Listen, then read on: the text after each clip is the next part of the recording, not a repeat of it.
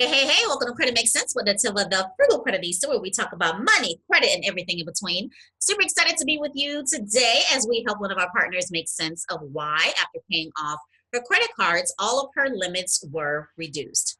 So if that's never happened to you, this is definitely going to be dope information for you to obtain. And if you haven't liked, subscribed, or shared, help find out and do so. For those of you who don't know me, again, I'm Netiva, the Frugal CrediTnista. I own a financial education services firm, M&H Financial Services, where we create custom credit solutions for women and couples over 30 to help them crush their financial goals. I also own the amazingbomb.com online financial school, Credit on Fire Academy, where we teach our members how to master their money, destroy their debts, and soar their credit scores so they can leverage it to create wealth.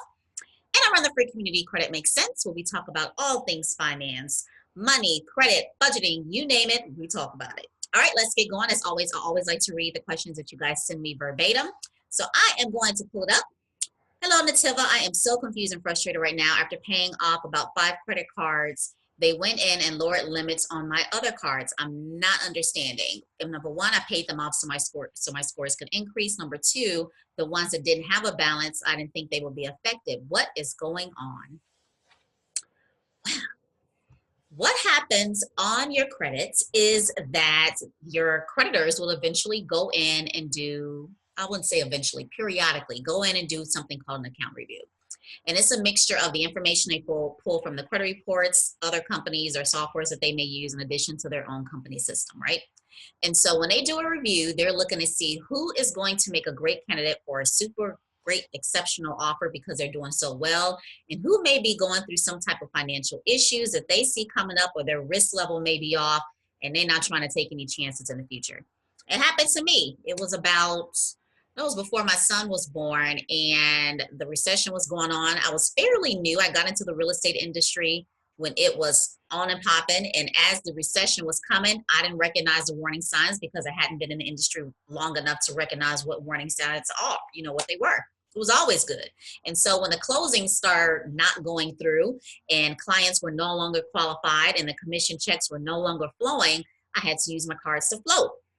When I was successful in getting some commissions going and paying down the credit cards, all of the other ones started chopping them down, chopping down the limits, because they noticed that my spending patterns had changed, and therefore I was more of a risk that they were not trying to take.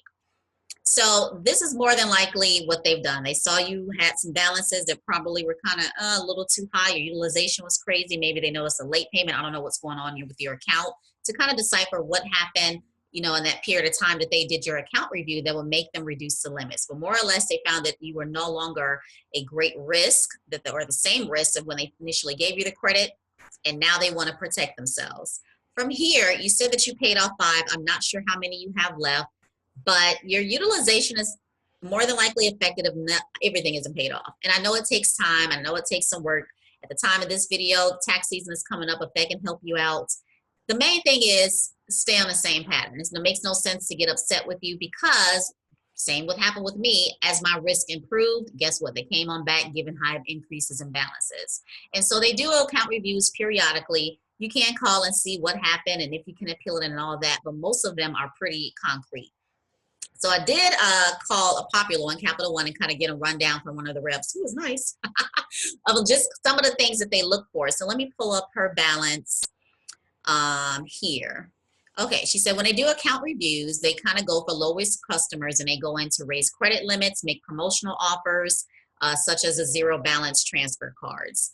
And then if they notice that card holders are headed for trouble, they will lower limits and allow cards in poor standing to expire without renewing. So they'll probably start closing accounts. So those are what they do when they do account reviews. So they look for credit score decreases. They look for recent late payments. They look for card balance jumps. So if you went from like $0 to like $8,000 on a credit card, that's kind of a red flag. They look for new inquiries and new accounts that may have opened. So if you're hopping around for a personal loan, some of you guys are in states where payday loans are reporting on your credit reports. That was shocking to me.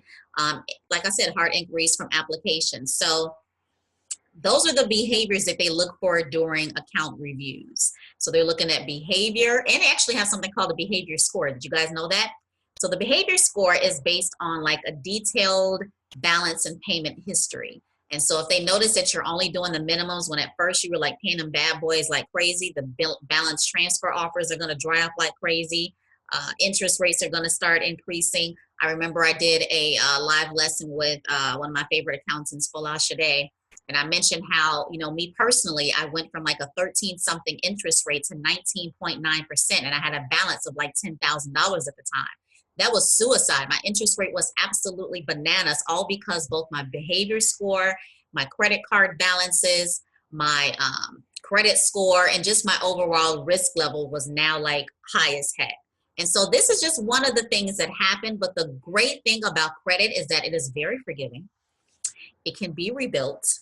Keep doing what you're doing. The more you pay off your debt, the less debt you are carrying. It is affecting your overall finances in such a positive rather state that the credit score will eventually follow in addition to the credit offers. So just continue to do what you're doing. If you need any assistance, simply go to soarmyscore.com, soarmyscore.com.